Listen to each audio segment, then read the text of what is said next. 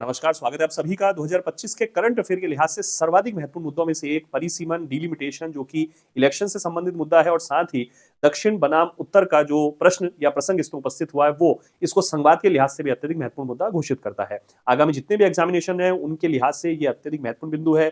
आज का एक छोटा सा वीडियो 8 से 10 मिनट का, इसमें हम कुछ महत्वपूर्ण स्लाइड्स के माध्यम से, कुछ महत्वपूर्ण अवधारणाओं के माध्यम से इस मुद्दे को समझेंगे कि परिसीमन क्या है और हालिया जो विवाद है वो किस बात को लेकर है। देखिए, भारत में चूंकि हम संसदीय लोकतंत्र की बात करते हैं और लोकसभा और राज्यों की विधानसभाएं जो है वो जनप्रतिनिधि सदन के रूप में है और प्रतिनिधित्व जो है वो प्रादेशिक निर्वाचन क्षेत्रों के आधार पर रखा जाता है। जैसे उदाहरण के लिए लोकसभा की 543 सीटें हैं तो पूरे देश को 543 प्रादेशिक निर्वाचन क्षेत्रों में बांटा जाता है।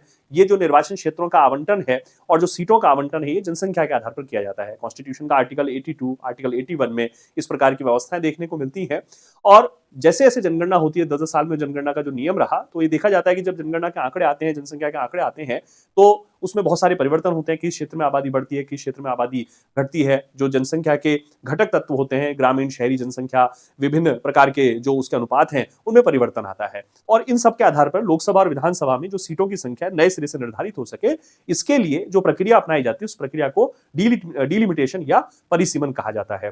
भारत में 3 परिसीमन जो थे वो 1952 में, 1963 में, 1973 में हो चुके थे। कालांतर में जिस समय इमरजेंसी लगी हुई थी, 42वां संविधान संशोधन 1976 में किया गया और ये कहा गया कि सीटों की जो संख्या है वर्ष 2000 तक लोकसभा और विधानसभा की सीटों की संख्या में कोई भी चेंज नहीं होगा और सीटों की संख्या उतनी ही रहेगी जितनी की 1971 की जनगणना के आधार पर थी। कालांतर में 84वां संविधान संशोधन किया गया और उससे कहा गया कि सीटों की संख्या में वर्ष 2026 तक कोई परिवर्तन नहीं होगा। और फिर उसके बाद एक 87वां संविधान संशोधन करके जनगणना के जो आधार तत्व हैं उसमें एक महत्वपूर्ण प्रकार का परिवर्तन किया गया था। तो ये 3 संशोधन हमें ध्यान रखने हैं, 42वां, 84वां और 87वां संविधान संशोधन। उसके बाद 2002 में जो है फिर एक बार और परिसीमन हो चुका है। मतलब भारत में, आजाद भारत में अब तक 4 बार ये परिसीमन का कार्य हुआ है। अब चूंकि 2021 की जो जनगणना है वो प्रस्तावित है और जनगणना के बाद जो आंकड़े आएंगे और 2026 का चूंकि समय आने वाला है, तो ये माना जा रहा है कि 2029 में जो लोकसभा के इलेक्शन होंगे, इस बीच एक देश एक चुनाव का जो मुद्दा है वो भी बहुत ज्यादा चर्चित है। और यदि वो विषय भी क्रियान्वित होता है तो 2029 में यदि राज्यों की विधानसभाओं के चुनाव भी लोकसभा चुनाव के साथ कराए जाते हैं, तो ये माना जा रहा है कि उस समय पर एक नए प्रकार का परिसीमन, नए प्रकार के परिसीमन के आधार पर नए आंकड़े और उसके आधार पर जो लोकसभा और विधानसभाओं की सीटों की संख्या है उसमें काफी अधिक परिवर्तन होगा। ऐसे में अभी हाल ही में दक्षिण भारत के जो राज्य हैं उन राज्यों के द्वारा चिंता व्यक्त की गई, क्योंकि ये देखा गया कि दक्षिण भारत के जो राज्य हैं वहां जो जनसंख्या वृद्धि की जो दर रही है वो तुलनात्मक रूप से उत्तर भारत के जो राज्य हैं उनकी तुलना में वो जो जनसंख्या वृद्धि दर है वो काफी कम रही है। चाहे वो कोई जागरूकता का संदर्भ ले सकते हैं, उसमें परिवार नियोजन के कारक ले सकते हैं, स्वास्थ्य सुविधाओं की व्यवस्था ले सकते हैं या कुछ अन्य कारक ले सकते हैं। उसकी वजह से दक्षिण भारत के जो राज्य हैं उनमें जनसंख्या में जो वृद्धि है वो कम हुई।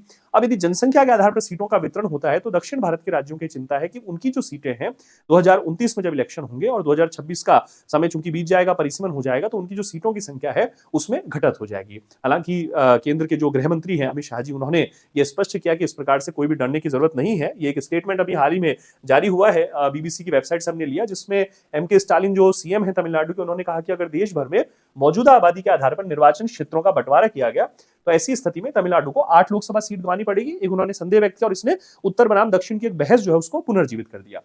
उधर अमित शाह जो केंद्रीय गृह मंत्री हैं, उन्होंने कहा कि मोदी सरकार ने लोकसभा में स्पष्ट किया कि परिसीमन के बाद प्रो रेटा के हिसाब से दक्षिण के एक भी राज्य की एक भी सीट जो है लोकसभा की कम नहीं होगी। प्रो रेटा बेसिस यानी जनसंख्या के आधार पर समानुपातिक वितरण की व्यवस्था। फिर आगे बढ़ते हैं हम इसमें, तो दक्षिण भारत के जो 5 राज्य हैं, आंध्र प्रदेश, केरल, कर्नाटक, तेलंगाना और तमिलनाडु, वो अभी लोकसभा की वर्तमान में जो 543 सीटें हैं उसमें से 129 सीटें जो है 5 स्टेट के पास है। यानी दक्षिण भारत की जो 5 राज्य हैं उनके पास 129 सीटें और रिमेनिंग सीटें जो है वो शेष भारत के अंतर्गत जो है वर्गीकृत है। फिर परिसीमन को हमने संदर्भित किया है कि परिसीमन जो है भारत में लोकसभा और विधानसभा क्षेत्रों की सीमाओं को फिर से निर्धारित करने की प्रक्रिया है, जैसा मैंने अभी समझाया, ताकि जनसंख्या के आधार पर हर क्षेत्र का प्रतिनिधित्व जो है समान और निष्पक्ष हो सके। अभी मैं कॉन्स्टिट्यूशन के आर्टिकल दिखाता हूं, आर्टिकल 82 और आर्टिकल 81 आपको इसके लिए याद रखना चाहिए। परिसीमन जनगणना के नए आंकड़ों के आधार पर होता है। अनुच्छेद 82 जो है उसका टाइटल है प्रत्येक जनगणना के पश्चात पुनः समायोजन, है ना, इसको ध्यान रखिएगा, महत्वपूर्ण आर्टिकल है। इसमें कहा गया है कि प्रत्येक जनगणना के पूरा होने पर राज्यों को लोकसभा में सीटों का जो आवंटन है, 2 बातें हैं। पहला, राज्यों को लोकसभा में सीटों का आवंटन और प्रत्येक राज्य को प्रादेशिक निर्वाचन क्षेत्रों में विभाजन। ये 2 अलग अलग बातें, मैं फिर से बोल देता हूं, राज्यों का लोकसभा में सीटों का आवंटन और प्रत्येक राज्य के प्रादेशिक निर्वाचन क्षेत्रों में विभाजन। जैसे अगर उदाहरण के लिए हम लें तो राजस्थान से 25 लोकसभा की सीटें हैं और पूरा जो राजस्थान है उसको 25 प्रादेशिक निर्वाचन क्षेत्रों में विभाजित किया जाएगा। फिर से बोल देता हूं, राजस्थान की 25 लोकसभा सीटें हैं और राजस्थान का जो पूरा का पूरा भौगोलिक क्षेत्र है उसको जब लोकसभा के चुनाव होंगे तो 25 जो है प्रादेशिक निर्वाचन क्षेत्रों में उसका वर्गीकरण कर दिया जाएगा। ठीक है, ऐसे प्राधिकारी द्वारा और ऐसी रीति से समायोजित किया जाएगा जैसा संसद कानून बनाकर निर्धारित करे, और इसके लिए संसद जो है वो परिसीमन आयोग अधिनियम का निर्माण करती है। जैसा मैंने बताया कि अब तक भारत में 4 बार जो है डिलिमिटेशन की जो एक्ट है वो प्रस्तुत हो चुके हैं, 1952 में, 63 में, 73 में और 2002 में, और 5वां जो परिसीमन अब प्रस्तावित है, जैसी जनगणना होगी उसके पश्चात जो है परिसीमन प्रस्तावित है। फिर आगे बढ़ते हैं हम लोग। आर्टिकल 81 भी हमें विशेष रूप से इसमें ध्यान रखना है, लोकसभा की संरचना को लेकर है। आर्टिकल 80 राज्यसभा की संरचना, आर्टिकल 81 जो है लोकसभा की संरचना के बारे में है।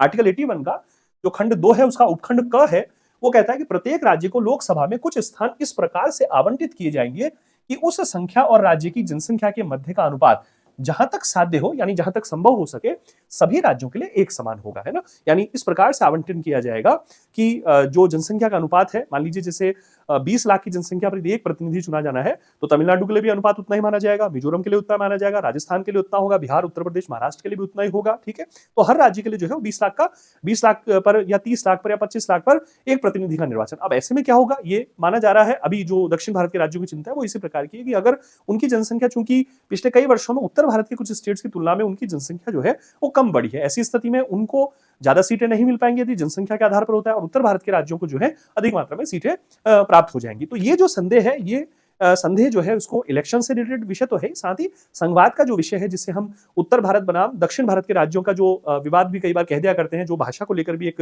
प्रमुख विवाद रहा है, जिस पर आने वाले दिनों में चर्चा कर लूंगा, इन दिनों वो भी चर्चित है। साथ ही ये एक महत्वपूर्ण विषय परिसीमन का है, जिस पर यह विवाद जो है संवाद के नजरिए से भी हमको ध्यान रखना होगा।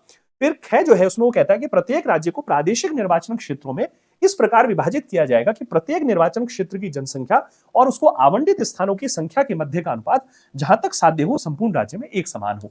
यानी ये 82 में जो बात अभी मैंने बताई थी कि प्रत्येक राज्य को जो स्थान आवंटित है, जैसे मैंने कहा राजस्थान को लोकसभा में 25 स्थान आवंटित है और उसके लिए प्रादेशिक निर्वाचन क्षेत्रों का विभाजन, तो 2 राज्यों के मध्य का अनुपात और एक राज्य के प्रादेशिक निर्वाचन क्षेत्रों के मध्य का अनुपात, इन दोनों का जो निर्धारण है वो आर्टिकल 81 के माध्यम से, और 82 उसकी प्रक्रिया को निर्धारित करता है। यानी परिसीमन आयोग का गठन जो है वो आर्टिकल 82 की प्रक्रिया से होता है, और परिसीमन आयोग जिस उद्देश्य को लागू करने के लिए काम करता है वो उद्देश्य आर्टिकल 81 लोकसभा की संरचना के भीतर काम करता है। ठीक है, याद रखिएगा, बहुत महत्वपूर्ण बात बता रहा हूं। फिर जनगणना के बाद ही पता चलता है कि निर्वाचन क्षेत्र की आबादी कितनी है, इसके आधार पर निर्वाचन क्षेत्र लोकसभा विधानसभा में बदलाव किया जाता है। इसके लिए परिसीमन आयोग का गठन किया था, मैंने बता दिया अभी तक भारत में 4 बार 1952, 63, 73 और 2002 में आयोग का गठन किया जा चुका है। ठीक है, तो ये एक जानकारी है, आपको ध्यान रखनी है जो मैंने बताई। परिसीमन को मैंने परिभाषित किया कि लोकसभा और विधानसभा की जो सीटें हैं, उनके जो प्रादेशिक निर्वाचन क्षेत्र हैं, उसका निर्धारण करने के लिए जनगणना के आंकड़े और उसके आधार पर प्रतिनिधित्व का जो अनुपात है वो निर्धारित करना, दैट इज कॉल्ड परिसीमन की प्रक्रिया। संविधान का अनुच्छेद 82 जो लोकसभा के संदर्भ में बात करता है, विधानसभा का जो संदर्भ है वो राज्य के जो आर्टिकल है वहां पर प्रस्तुत होता है। साथ ही आर्टिकल 81 का संदर्भ वो हमें ध्यान रखना है। 82 के अंतर्गत परिसीमन आयोग के गठन की बात है, जो कि संसद विधि के माध्यम से करेगी, कानून बनाकर करेगी। और 81 का जो उद्देश्य है कि प्रत्येक राज्य को लोकसभा में आवंटित होने वाले स्थान और प्रत्येक राज्य का प्रादेशिक निर्वाचन क्षेत्रों में विभाजन, ये 81 जो है उसका उद्देश्य। तो हम कह सकते हैं कि आर्टिकल 82 एक साधन की बात करता है, आर्टिकल 81 जो है उसके साध्य या उद्देश्य की बात करता है। फिर मैंने बताया कि 42वां जो संविधान संशोधन है 1976, उसके आधार पर कहा गया कि सीटों की संख्या वर्ष 2000 जो तक परिवर्तित नहीं होगी। 84वें संविधान संशोधन से कहा कि 2026 तक परिवर्तित नहीं होगी। 87वें संविधान संशोधन ने जनसंख्या के जो जनगणना का जो आधार वर्ष जो था उसमें एक बदलाव किया था। ठीक है, तो 42वां, 84वां, 87वां जो संविधान संशोधन है, 3 संविधान संशोधन हमको याद रखने हैं। साथ ही जो दक्षिण भारत के जो राज्य हैं उनकी जो चिंता है वो ये है कि जनसंख्या के आधार पर यदि सीटों का वितरण होता है तो उनकी जो सीटें हैं तुलनात्मक रूप से नहीं बढ़ सकेंगी। केंद्र ने इस प्रकार से कहा है कि दक्षिण भारत के जो राज्य हैं उनकी एक भी सीट कम नहीं होगी, क्योंकि प्रो रेटा बेसिस यानी एक समानुपातिक प्रकार का वितरण इसमें किया जाएगा। अब इसमें किस प्रकार की स्थितियां होंगी ये तो जब जनगणना होगी, परिसीमन होगा, भविष्य में विषय देखा जा सकेगा। लेकिन आज के लिए हम यही इस बात को जो है विराम देते हैं। तो 2 विषयों के लिहाज से, एक इलेक्शन का विषय और एक संवाद के नजरिए से, इन दोनों बिंदुओं को तैयार कर लीजिए। ये जो 8 महत्वपूर्ण जो स्लाइड्स मैंने दी हैं, 7-8 स्लाइड्स, इनको अभी टेलीग्राम चैनल पे हम लोग अपलोड कर देंगे। आप इनके नोट्स बना लीजिए, इनको याद कर लीजिए। आगामी दिनों में ऑब्जेक्टिव पेपर और डेस्क्रिप्टिव पेपर दोनों के लिए अत्यधिक महत्वपूर्ण साबित हो। ठीक है, मिलता हूं आप सभी से। स्वास्थ्य का ध्यान रखिएगा। नमस्कार, धन्यवाद। नमस्कार, स्वागत है आप सभी का। 2025 के करंट अफेयर के लिहाज से सर्वाधिक महत्वपूर्ण मुद्दों में से एक परिसीमन, डिलिमिटेशन, जो कि इलेक्शन से संबंधित मुद्दा है, और साथ ही दक्षिण बनाम उत्तर का जो प्रश्न या प्रसंग इसमें उपस्थित हुआ है वो इसको संवाद के लिहाज से भी अत्यधिक महत्वपूर्ण मुद्दा घोषित करता है। आगामी जितने भी एग्जामिनेशन है उनके लिहाज से ये अत्यधिक महत्वपूर्ण बिंदु है। आज का एक छोटा सा वीडियो 8 से 10 मिनट का, इसमें हम कुछ महत्वपूर्ण स्लाइड्स के माध्यम से, कुछ महत्वपूर्ण अवधारणाओं के माध्यम से इस मुद्दे को समझेंगे कि परिसीमन क्या है और हालिया जो विवाद है वो किस बात को लेकर है। देखिए, भारत में चूंकि हम संसदीय लोकतंत्र की बात करते हैं और लोकसभा और राज्यों की विधानसभाएं जो है वो जनप्रतिनिधि सदन के रूप में है और प्रतिनिधित्व जो है वो प्रादेशिक निर्वाचन क्षेत्रों के आधार पर रखा जाता है। जैसे उदाहरण के लिए लोकसभा की 543 सीटें हैं तो पूरे देश को 543 प्रादेशिक निर्वाचन क्षेत्रों में बांटा जाता है। ये जो निर्वाचन क्षेत्रों का आवंटन है और जो सीटों का आवंटन है ये जनसंख्या के आधार पर किया जाता है। कॉन्स्टिट्यूशन का आर्टिकल 82, आर्टिकल 81 में इस प्रकार की व्यवस्थाएं देखने को मिलती हैं और जैसे जैसे जनगणना होती है 10-10 साल में जनगणना का जो नियम